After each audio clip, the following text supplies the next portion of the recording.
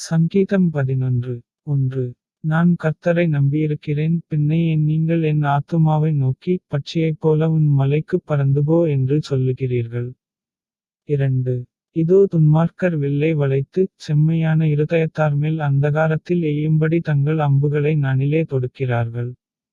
3. அஸ்திபாரங்களும் நிர்மூலமாகிறதே, நீதிமான் என்ன செய்வான்? 4. கர்த்தர் தம்முடைய பரிசுத்த ஆலயத்தில் இருக்கிறார், கர்த்தருடைய சிங்காசனம் பரலோகத்தில் இருக்கிறது, அவருடைய கண்கள் மனுபுத்திரரைப் பார்க்கிறது, அவருடைய இமைகள் அவர்களை சோதித்தறிகிறது. 5.